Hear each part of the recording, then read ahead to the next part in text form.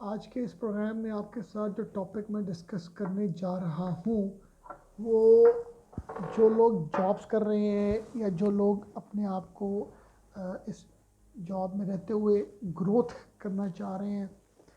या अच्छी कंपनीज़ को ज्वाइन करना चाह रहे हैं या वो अपनी फ्यूचर ग्रोथ इन जॉब, उनका माइंड है कि जी हमारा आज जो हमारा आज है वो तो चलो किसी भी रीज़न की वजह से किसी अच्छी कंपनी में नहीं है या उस कंपनी में नहीं है, जिस तरह की कंपनी में कोई भी रिसोर्स चाह रहा है, मगर वो ये चाहता है कि मेरी जो फ्यूचर ग्रोथ है ना, या जो मेरी फ्यूचर जॉब है, या मेरी आने वाले मतलब 5 इयर्स के बाद या 3 इयर्स के बाद मुझे किसी अच्छी कंपनी से कॉल आए, मुझे किसी अच्छी ऑर्गेनाइजेशन खुद कॉल करके बोले जी कि आप हमारी कंपनी को ज्वाइन करें। उसका मैं आपको दो बेसिक्स प्रिंसिपल्स बताऊंगा। देखिए, मैं आपको मेरे लेक्चर आज का ये नहीं है कि जी आप अपनी जॉब पर मेहनत करें, स्ट्रगल करें, सिंसियर हों, अपनी बेस्ट एफर्ट्स दें, कंपनी के साथ आप ऑनेस्टी के साथ चलें। ये तो ऑब्वियस प्रिंसिपल्स हैं, इनको तो आपको फॉलो करना ही करना है। बट मेरा आज का ये टॉपिक नहीं है, मेरा टॉपिक बड़ा बेसिक है और यकीन करें ये हर दूसरे बंदे का प्रॉब्लम है यार कि मैं किसी अच्छी ऑर्गेनाइजेशन को ज्वाइन करना चाहता हूँ या मैं एक अच्छी फर्म के साथ एसोसिएट होना चाहता हूँ 3 इयर्स के बाद, 5 इयर्स के बाद या नेक्स्ट 1 ईयर के बाद। उसके दो बेसिक प्रिंसिपल्स हैं और बड़े कमाल प्रिंसिपल्स हैं जो आपको सुनने में काम आते होंगे, मगर काफ़ी लोगों से, काफ़ी एचआर प्रोफेशनल से मिलने के बाद, समझने के बाद, जो आर एंड डी फाइनल हम की है हमारी टीम ने, तो दो प्रिंसिपल्स ऐसे हैं जिन पर मैं और मेरी टीम पहुंची है। वो ये है कि आप जब भी अपने कैरियर को स्टार्ट करते हैं, मतलब आपने ग्रेजुएशन की, ग्रेजुएशन के बाद आपने मास्टर्स किया और आपके घर वालों ने कहा जी बेटा जॉब करो, ठीक है जी, और आप उस टाइम पीरियड में बंदे के पास ना चॉइसेस होती हैं, ना बंदे के पास ऐसी कोई हालात होते हैं कि बंदा अपनी मर्ज़ी की इंडस्ट्री, अपनी मर्ज़ी की, बंदा कहते हैं यार बस मुझे जॉब ले, मैं बिज़ी हूँ, ठीक है, 100 तरह के मामलात होते हैं बंदे के। तो शुरू में तो आप कहीं ना कहीं अपना जो डिसीजन है वो राइट और रॉन्ग की तरफ आपका चला जाता है, ठीक है, आप कहते हो नहीं यार मैं गलत इंडस्ट्री में चला गया हूँ या मैं गलत डिपार्टमेंट में चला गया हूँ। तो आपको कोशिश ये करनी चाहिए कि जिस तरह की आप इंडस्ट्री में जाना चाहते हैं या जिस तरह की आप जॉब करना चाहते हैं वो 1 या 2 साल तक आपको उस तरह की इंडस्ट्री या उस तरह की डिपार्टमेंट में या उस तरह की जॉब पर किसी न किसी तरीके से मूव ऑन हो जाना चाहिए। अब सवाल है कि आपको फ्यूचर में ग्रोथ कैसे मिल सकती है आने वाली जॉब्स में, या आने वाली जॉब इंटरव्यू कॉल्स आपको कैसे आ सकती हैं। वो आपको दो बेसिक्स प्रिंसिपल्स हैं और बड़े ज़बरदस्त और बड़े प्रैक्टिकल हैं कि आपको अपनी इंडस्ट्री और अपने डिपार्टमेंट को चेंज नहीं करना चाहिए। मैं अपने वर्ड्स को दोबारा रिपीट करूंगा कि आपको अपनी इंडस्ट्री और आपको अपने डिपार्टमेंट नहीं चेंज करना चाहिए। स्टार्टिंग में 1 साल 2 साल बंदा कभी लेफ्ट जाता है, राइट जिगजैग होता है, बंदा कहता है नहीं यार मुझे इस तरह के, मैं मतलब अगर मैंने एमबीए किया हुआ है तो मैंने कहा मैं एमबीए किया हुआ, मैं बोलूँ मैं फाइनेंस डिपार्टमेंट में जॉब कर लेता हूँ, फिर मैं 6 महीने बाद कहता हूँ नहीं यार मेरी तो फाइनेंस बड़ी बोरिंग है, नहीं मैं अकाउंट में चला जाता हूँ, फिर बंदा कहता है नहीं यार मैं ऑडिट में चला जाता हूँ। इसी तरह मतलब हर फील्ड में अपनी अपनी तरह की स्पेशलाइजेशन वगैरह होती हैं। तो स्टार्टिंग की तो 1 2 साल की मैं बात नहीं कर रहा, मैं 1 2 साल बाद जब आपका मेच्योरिटी लेवल थोड़ा डेवलप होता है और आपको पता लगता है कि हाँ यार अब मैं इस मतलब मैं फॉर एग्जांपल एक बंदे ने एमबीए किया हुआ है मार्केटिंग एंड सेल्स में, वो शुरू में कहेगा यार मैं सेल्स में चला जाता हूँ, वो कहेगा यार नहीं 6 महीने बाद नहीं ये तो आउटडोर विजिट्स हैं, गर्मी में जाना पड़ता है, वेट करना पड़ता है, नहीं यार ये मज़ा नहीं है, मैं मार्केटिंग की तरफ चला जाता हूँ, फिर आप मार्केटिंग की तरफ चले जाते हैं, ठीक है। तो ये शुरू के टाइम मेरा में आपने ये डिसाइड कर लेना भाई कि आपको किस तरह के डिपार्टमेंट में और किस तरह की आपको जो है वो कंपनी में पहुंचना है। तो अब आप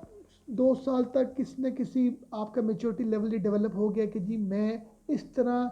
कि ये डिपार्टमेंट में काम कर सकते हो। हाँ, कंपनी तो आपके बस की बात नहीं है, बट एटलीस्ट डिपार्टमेंट है कि आप अकाउंट में जॉब करना चाह रहे हैं, आप ऑडिट में करना चाह रहे हैं, फाइनेंस में करना चाह रहे हैं, सेल्स में करना चाह रहे हैं, आप मार्केटिंग में करना चाह रहे हैं, ब्रांडिंग में करना चाह रहे हैं, CSR में करना चाह रहे हैं। इट्स लिस्ट, मतलब जिसमें मल्टीपल। तो डिपार्टमेंट जब आपने अपना फाइनलाइज कर लिया है, तो आपको 2 बेसिक्स प्रिंसिपल्स में अपने आप को ना बड़े फोकस हो जाना चाहिए कि आप जब ये डिसाइड कर लेते हैं कि यार मैंने अब जॉब करनी है सेल्स में, ठीक है, मैंने अब सेल्स में रहना है, तो पहला प्रिंसिपल है कि फिर आपको आने वाले अपने कैरियर में you have to be in the sales department. ठीक है, ऐसा नहीं है कि आप 3 इयर्स ABC फर्म में काम कर रहे हैं और आपने वहाँ से 3 years as a assistant sales manager काम किया और नेक्स्ट में आप चले गए हैं CSR में, या आप चले गए हैं एडमिनिस्ट्रेशन में, या आप चले गए हैं जो बैकएंड की सेल्स डिपार्टमेंट होता है। ठीक है, तो आपने भाई अगर आउटडोर सेल्स चूज़ किए हैं तो आपको आउटडोर में ही रहना है। ठीक है, तो आपका जो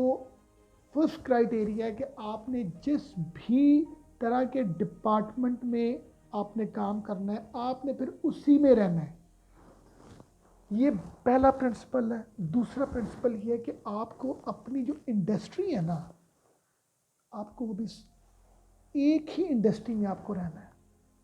मींस एक कंपनी में नहीं रहना, ABC मैन्युफैक्चरर्स में नहीं रहना, बट अगर ABC मैन्युफैक्चरर फार्मास्यूटिकल में डील करता है, ABC manufacturer deals in the pharmaceutical medicine की वो मैन्युफैक्चरिंग करते हैं, तो आपको नेक्स्ट जॉब जो स्विच करनी है वो आपको WBC फार्मास्यूटिकल्स में करनी है। फिर 3-4 इयर्स के बाद आपको 1-2-3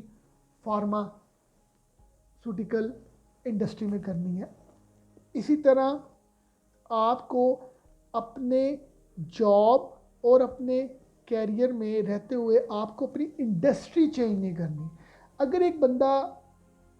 FMCG में काम करता है, FMCG fast moving consumer goods, जिस तरह बिस्किट्स, कन्फेक्शनरी हो गई, हमारी जो डेली लाइफ में जो हमारी जिन प्रोडक्ट्स की यूजेज होती हैं उस इंडस्ट्री को हम FMCG इंडस्ट्री कहते हैं। अब कोई बंदा, फॉर एग्जांपल मैं बात कर रहा हूँ, मैं किसी का नाम नहीं लेता, मैं जनरल बात करता हूँ, रिफान फूड्स में अगर कोई बंदा काम करता है 3 years as a sales officer, अब वो 3 इयर्स के बाद उसको बड़ी अच्छी जॉब ऑफर आई है पैकेजेस से, ठीक हो गया, या पैकेजिंग इंडस्ट्री से जॉब आई है, या टेक्सटाइल इंडस्ट्री से जॉब आई है, सेल्स ऑफिसर की जॉब कर रहा था FMCG इंडस्ट्री में, अब 30,000 की या 50,000 की जॉब कर रहा था, अब उसको जॉब आई है 80,000 की असिस्टेंट सेल्स मैनेजर की टेक्सटाइल इंडस्ट्री में या फार्मास्यूटिकल इंडस्ट्री में। तो सबसे बड़ी गलती इंसान करता है कि इंसान अपनी इंडस्ट्री, जो इंडस्ट्री है जहाँ पर उसने सर्व किया है, वो चेंज करके दूसरी इंडस्ट्री में चला जाए। इससे आपकी फ्यूचर ग्रोथ को बड़ा इम्पैक्ट मिलता है। अगर एक बंदा 20 इयर्स सेल्स में रहा है, he started from sales executive और प्रेजेंटली वो कंट्री मैनेजर है, कंट्री हेड है, अगर वो बंदा 3 इयर्स सर्व करता है टेक्सटाइल में, फिर 3 इयर्स सर्व करता है फार्मास्यूटिकल्स में, फिर 3-4-5 इयर्स सर्व करता है FMCG इंडस्ट्री में, उसका सेल्स का बड़ा कमाल एक्सपीरियंस है। ठीक है, मगर उसकी इंडस्ट्री जिगजैग है, कभी वो मीडिया इंडस्ट्री में आ जाता है, तो कभी वो ऑटोमोबाइल इंडस्ट्री में आ जाता है, होता वो सेल्स में। उस बंदे की ग्रोथ, फ्यूचर ग्रोथ जॉब में रहते हुए कम होगी उस बंदे से जिसने एट द एज ऑफ 24-25 किसी भी इंडस्ट्री को ज्वाइन किया, फार्मास्यूटिकल्स को, टेक्सटाइल को, FMCG को, सीमेंट इंडस्ट्री को, कंस्ट्रक्शन इंडस्ट्री को। तो वो अगर अपने आप को उसी तरह की इंडस्ट्री में रहते हुए जो है वो 5 इयर्स, 10 इयर्स, 15-20 अपनी इंडस्ट्री अगर वो चेंज नहीं करता, हाँ अपनी कंपनीज चेंज करे, बिल्कुल करे। अगर वो ABC में है तो वो 2-3-4 इयर्स के बाद BC में चला जाए, वो WT में चला जाए। आपको अपनी इंडस्ट्री जो है ना व्यूअर्स, वो कभी भी चेंज नहीं करनी चाहिए। जो आपने चेंज करना वो आप शुरू में कर लें 1-2 साल में, ठीक है। तो सबसे बड़ी जो सक्सेस होती है ना वो उस जॉब में रहने वाले बंदे की वो ये होती है कि वो अपनी इंडस्ट्री चेंज ना करे। अगर एक बंदा हेल्थ इंडस्ट्री में है तो उसको चाहिए वो जॉब्स जितनी मर्जी स्विच करें, ठीक है। वो भी हम अपने आप के साथ किसी लेक्चर में चेंज करेंगे कि आपको इतनी जॉब स्विच नहीं करनी चाहिए, मगर ऑब्वियसली कंपनीज की में रिसेशन आ जाता है, पॉलिटिक्स आ जाती है, सैलरीज इश्यूज हो जाते हैं, ट्रैवलिंग इश्यूज हो जाते हैं, आपको जॉब छोड़नी पड़ जाती है, millions and billions of reasons होती हैं कि आपको जॉब क्विट करनी पड़ती है। आप जॉब क्विट करें, इसके ऊपर मैं आपके साथ कोई डिस्कशन नहीं कर रहा, मगर वे अपनी इंडस्ट्री चेंज ना करें। एक बंदे ने अगर मीडिया इंडस्ट्री में किसी टीवी चैनल को ज्वाइन किया है तो उसको चाहिए वो अपने टीवी चैनल्स चेंज करे, ग्रोथ की तरफ जाए, अच्छे चैनल्स की तरफ जाए, बट उसको मीडिया इंडस्ट्री में ही रहना चाहिए। एक बंदा अगर शुरू से फर्स्ट डे से उसने ये प्लान किया है कि यार मैंने स्पेसिफिकली जो है वो कंस्ट्रक्शन इंडस्ट्री में मैंने एज ए ड्राफ्टमैन काम करना है, तो उसको ये नहीं चाहिए कि वो 3-5 ईयर्स के बाद वो डिफरेंट तरह की इंडस्ट्री में चला जाए। तो ये सबसे बड़ा मैं ये समझता हूँ कि हमारी जॉब ग्रोथ में बड़ा जो इम्पोर्टेंट तरीन एलिमेंट है कि अगर आप सेम इंडस्ट्री में रहते हैं तो आपको इंटरव्यू कॉल्स आती हैं, आपको एचआर वाले बड़ा वेलकम करते हैं, और आपके सबसे जो स्ट्रेटजिक पॉइंट है कि आपके कंपैटिटर्स को पता होता है। आपके जो कंपैटिटर्स हैं, फॉर एग्जांपल आप किसी एफएमसीजी में काम कर रहे हैं, आप असिस्टेंट सेल्स मैनेजर हैं, या आप अकाउंट्स में हैं, आप ऑडिट में हैं, आप फाइनेंस में हैं, आप एडमिनिस्ट्रेशन में हैं, आप पेरोल में हैं, आप उनके सप्लाई चेन डिपार्टमेंट में हैं, आप उनके मतलब कितने तरह के डिपार्टमेंट्स होते हैं। अगर किसी भी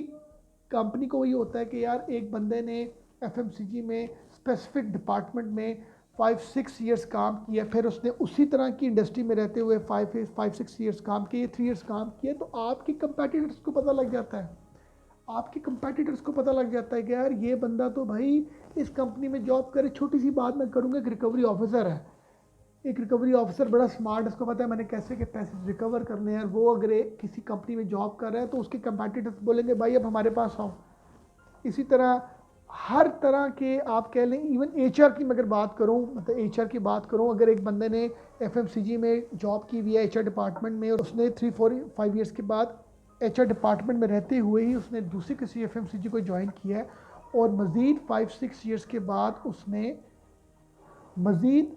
एक डिफरेंट एफएमसीजी में जॉब की है, तो मैं आपको बताऊं उस एफएमसीजी उस कंपनी के जो कंपेटिटर्स होंगे